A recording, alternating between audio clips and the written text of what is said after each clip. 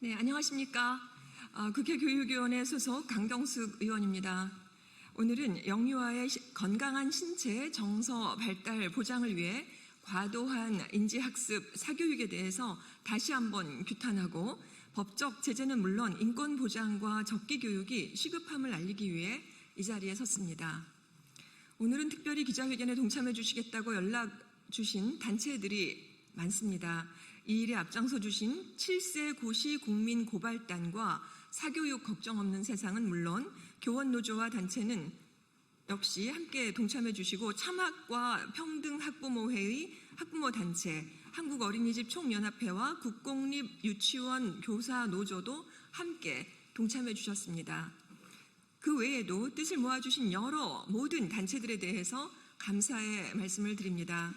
오늘 함께해 주신 분들을 소개하겠습니다. 먼저 7세 고시 국민고발단에서 우석훈 공동대표님, 네, 고맙습니다. 김명신 공동대표님, 박현진 공동집행위원장님 모셨습니다.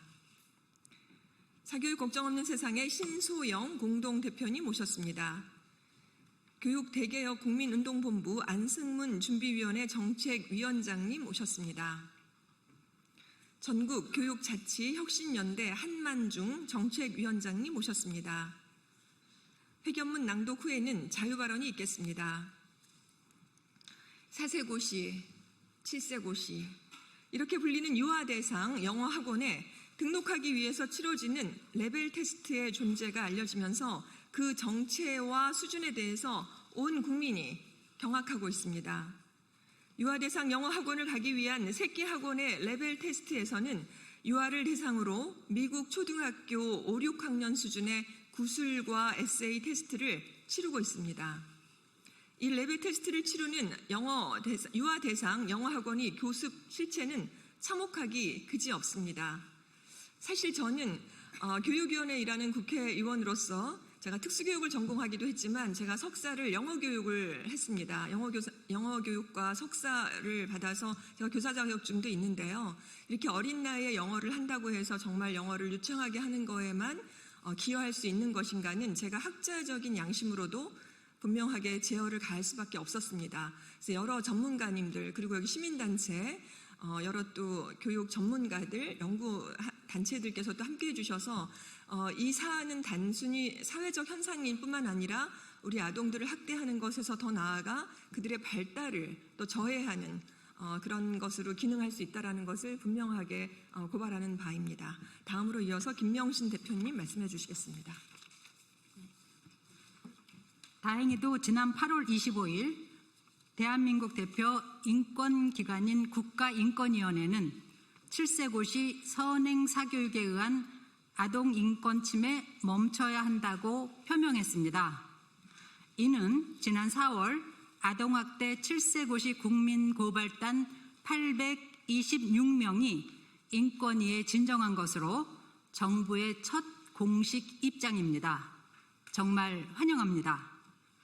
국가인권위원회는 이 같은 사교육 행태가 헌법 제10조 행복추구권과 제31조 교육권, 아동복지법, UN 아동권리에 관한 협약 제31조에서 규정하는 휴식, 여가, 놀이, 오락활동, 문화생활 및 예술에 대한 아동의 권리에 반한다고 분명하게 밝혔습니다.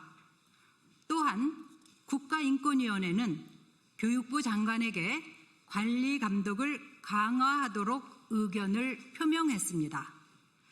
그동안 교육당국은 이 문제를 소홀히 대해온 것이 사실입니다.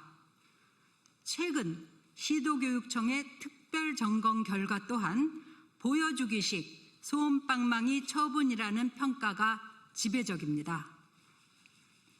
이제 정부는 이 문제에 적극 나서서 현행법을 보완하고 관리 감독권을 강화하여 마케팅 광고 조사와 원가 조사를 실시해야 합니다. 과도한 이윤 착취 등 초과 교습비를 징수하는 유아 영어 학원에 대한 점검을 확대하고 세무조사는 물론 감사원 고발 등 단호한 수사가 시급합니다. 이재명 정부의 교육수장을 맡을 두 후보자가 이 문제에 대해 강한 의지를 비추고 있는 점 또한 적극 환영합니다. 최교진 교육부 장관 후보자는 공교육 정상화를 통한 사교육 경감이 정답처럼 되어 있는데 그것만 가지고는 매우 한계가 있다면서 그 이상의 추진을 밝혔습니다. 차정인 국가교육위원장 내정자 또한 사교육 문제에 대해 비상한 각오로 임한다고 밝힌 바 있습니다. 영어 수학을 암기하면서 악전고투하는 아이들의 모습은 그 자체로 인권 침해입니다. 더군다나 이 테스트를 치르기 위해 새끼 학원을 다니고 영유아가 개인과외를 받는 상황은 교육 기옥의 참상을 보는 것이나 다름없습니다. 서울과 경기 소재 유아대상 영어 학원의 경우 교습 시간이 일일 평균 5시간 24분입니다. 1, 2학년 초등학생 하루 평균 교습 시간인 3시간 20분보다 2시간 이상 깁니다. 1학년 중학생 하루 평균 수업 시간보다 길거나 비슷한 수준입니다. 이게 정상입니까? 심각한 사회 문제입니다. 정부는 반성하고 각성할 일입니다. 어른으로서도 우리 아이들에게 부끄럽기 짝이 없습니다. 영유아 시기에 장시간을 앉아서 반복적으로 주입식 학습을 할 경우 신체와 정서 발달에 미치는 부정적인 영향은 너무나 심각합니다. 이러한 형태의 학습에 노출되면 눈 깜빡임과 같은 틱 증상, 손톱 물어뜯기, 잦은 분노 표출 등 다양한 문제 행동들이 나타납니다. 어린 시절 활성화되어야 할 뇌 해마 그리고 편도체 회로에 문제가 있을 수 있다고 지적하는 소아청소년 정신과 전문의들과 뇌과학자들이 있습니다. 실제로 정신건강 질환으로 인해 병원에 방문하는 영유아는 매년 증가하고 있습니다. 지난해 1월부터 11월까지 우울증 등 정신건강의학 관련으로 의원급 진료기관을 찾은 0-6세 아동 환자는 27,268명으로 17,938명이었던 2020년 대비 1.5배가 증가했습니다. 영유아 시기에 이렇게 구조화된 인지학습은 아동의 뇌 발달을 균형을 무너뜨리고 집중력 저하, 스트레스, 누적, 신체 활동 부족으로 인한 건강 문제를 초래합니다. 이뿐만 아니라 또래 관계 형성과 다양한 경험을 통한 사회성 발달을 저해할 수 있다고 전문가들은 이구동성으로 경고하고 있습니다. 학령인구 감소로 유치원과 어린이집의 문 닫는 속도도 매우 빠릅니다. 그런데 이 와중에도 유아 영어 학원의 숫자는 증가하고 개설반도 계속 증가하고 있습니다. 전국적으로도 확대되는 추세입니다. 어린이집과 유치원 공교육이 위협받고 독버섯처럼 사교육이 자라고 있습니다. 초저출생이 국가적인 문제로 언급된 지도 벌써 수년째입니다. 그런데 소중하게 태어난 영유아에게까지 과도한 학습 사교육에 노출시켜 정신질환이 생기고 병원 문을 두드리게 하는 것이 정상인지 묻고 싶습니다. 이제 더 이상 좌시해서는 안 될 심각한 사회 문제가 되었습니다. 우리들은 이 문제 해결을 위해 올 초부터 백방으로 뛰었습니다. 영유아의 건강한 신체와 정서 발달을 위해 과도한 학습 사교육에 대한 제재가 필요하다는 사실을 사회적으로 알리기 위해 노력했습니다. 지난 7월 23일 사교육에서의 0-2세 대상 영어 교습은 금하고 3-7세 대상 영어 교습 시간을 제한하는 것을 골자로 하는 소위 유아 영어학원 방지법도 발의된 상태입니다. 이런 흐름 때문에 학원계의 반발도 있음을 국민들은 잘 알고 있습니다. 하지만 지난 8월 21일 한국학원총연합회 전국 외국어교육협의회는 소속 유아 영어학원들의 소위 4세 고시, 7세 고시 등의 입학시험을 실시하지 않기로 결정했다고 밝혔습니다. 늦었지만 다행입니다. 전국 840개 여개소의 절반 수준인 420개소를 회원기관으로 두고 있는 협의회가 이 같은 결정을 했다는 것은 영유아의 건강한 발달을 우선시하는 학원인들도 다수가 있다는 점에서 고무적입니다. 하지만 이러한 결정은 실효성도 없고 부족한 게 사실입니다. 이러한 조치만으로 과도한 학습 사교육에서 영유아의 건강한 발달을 보장하기는 매우 어렵습니다. 절반가량의 유아 영어학원이 이를 지킨다고 하더라도 회원기관이 아닌 학원들이 레벨 테스트를 실시하는 것을 막을 방도가 없습니다. 또한 학원 영업을 우선시하는 학원이 협의회를 탈퇴하고 레벨 테스트를 고수하는 일도 막을 수 없습니다. 레벨 테스트만이 영유아의 발달을 위협하는 문제가 아닙니다. 영유아 학원에서 이루어지는 일상적인 교육과정 자체가 영유아에게는 고시에 버금가는 일입니다. 영유아에 대한 학대입니다. 영유아 시기는 학습이 아닌 놀이를 통해 자연스럽게 신체적 그리고 정신적으로 성장하는 시기입니다. 이제는 그 방향을 바로잡기 위해서 정부가 전면에 나서야 할 때인 것이죠. 영유아의 신체와 정서 발달을 저해하는 현실을 이제 더 이상 방관하면 안 됩니다. 사교육을 통한 과도한 학습 현실을 정확하게 제재하고 바로 잡아야 합니다. 유아 영어학원 금지법과 레벨 테스트를 금지하는 법률도 시급히 통과되어야 합니다. 이와 동시에 영유아 인권 보장과 적기 교육을 보장하는 법도 고려해야 할 때입니다. 교육당국에서는 영유아의 건강한 발달을 저해하는 사교육 요인과 대책에 대해 책임 있는 추진도 반드시 가시화되어야 할 것입니다. 이젠 취학 전 의무 교육도 사회적 공론화를 시작해야 될 때가 되었습니다. 2021년 유네스코는 이미 영유아 교육의 권리를 위해서 국가가 무상 의무 교육을 확대해야 한다고 강조했습니다. 현재도 유럽, 북미, 동유럽, 라틴 아메리카 51개국이 의무 유아 교육을 도입하고 있습니다. 도입 연한도 취학 전 1년은 54%, 2년은 28%, 3년 이상도 17%나 됩니다. 이제 국민들이 함께해 주시고 이끌어 주시기를 이 자리를 빌어서 간곡하게 요청드립니다.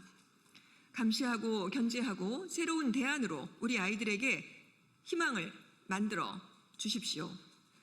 영유아의 발달권을 보장하고 부모의 불안과 사회적 부담을 완화하며 건강한 양육 환경을 조성하는 데 많은 국민들의 동참과 연대를 부탁드립니다.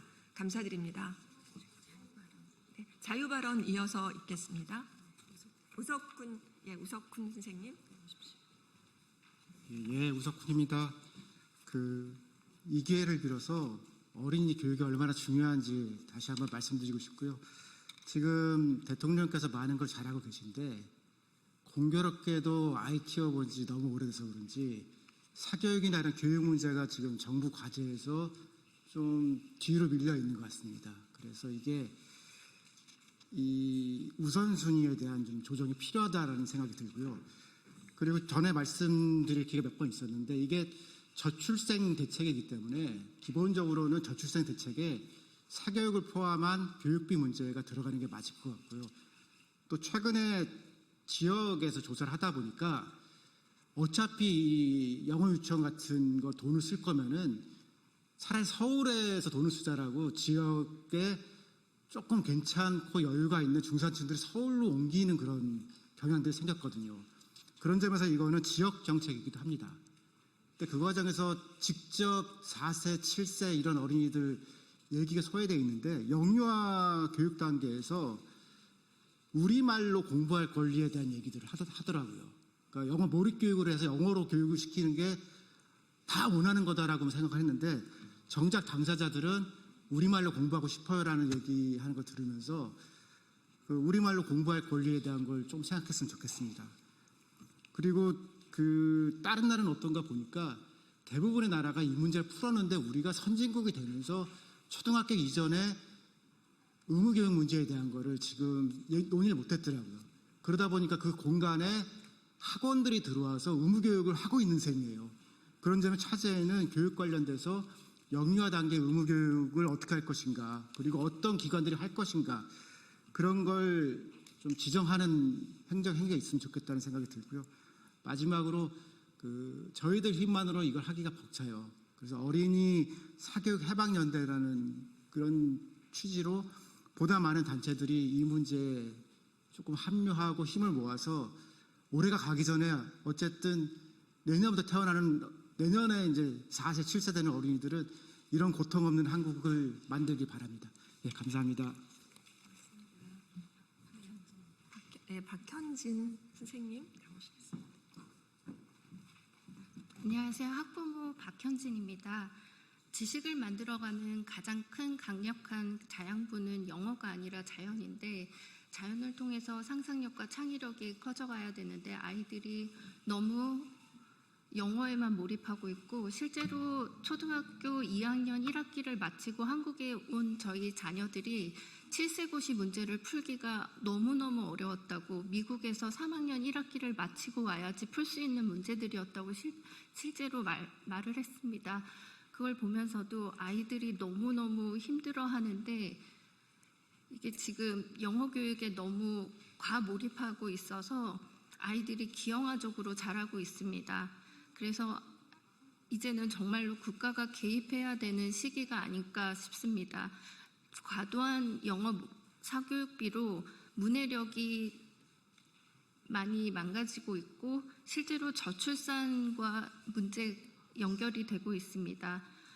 저희 아이들이 한국 아이인지 미국 아이인지 알 수 없을 정도로 영어 교육에만 몰입하고 있습니다. 아이들이 상상력과 창의력을 기르기 위해서 많은 것을 접해야 되는 그 시기에 너무 소중한 시기에 아이들이 영어에만 과몰입하고 있어서 자기 정체성이 없이 자라고 있습니다. 영어가 아닌 모국어와 한글 그리고 우리나라 문화에 대해서 아이들이 배워야 할 시기이고 우리 외국에서 오는 우리 그 한국어를 배우는 아이들을 데리고 오는 아이들도 많습니다. 이 외국에서 오는 사람들에게 이 아이들이 무엇을 배우고 자랄 수 있는지 잘 살펴봐야 될 것 같습니다. 그리고 아이들이 너무 영어에만 몰입해서 자라기 때문에 상상력과 창의력이 닫혀가는 것을 막아야 한다고 생각합니다.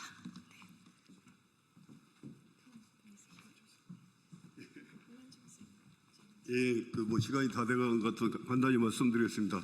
오늘 기자회견문에도 담겨져 있었지만 여러 실태 조사가 나오고 법적인 조치가 있었기 때문에 학원 쪽에서 일정한 반응을 보였음에도 불구하고 오히려 이런 일부 학원들의 어떤 동참과는 별개로 지속적으로 이런 일들이 벌어지고 있는 것 같고요.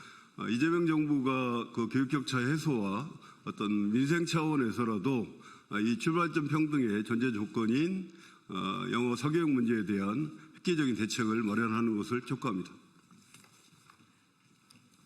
네, 지금까지 많은 분들께서 말씀해주신 그 영유아의 건강권 또 발달권, 건강하게 성장할 권리를 우리가 지켜주기 위해서 많은 시민사회 단체에서 발언을 많이들 해주셨고요. 또 국회에서도 영유아 영어학원 방지법이 강경수 의원님께서 발의하여서 지금 계류 중입니다. 이 법안이 조속히 통과되어서 아이들이 건강하게 자랄 수 있는 권리가 국가 차원에서 안정적으로 보장될 수 있도록 국회가 총력을 다해서 이 법안에 관심을 가져주시기를 부탁드리며 오늘 기자회견 이상으로 마치겠습니다. 고맙습니다.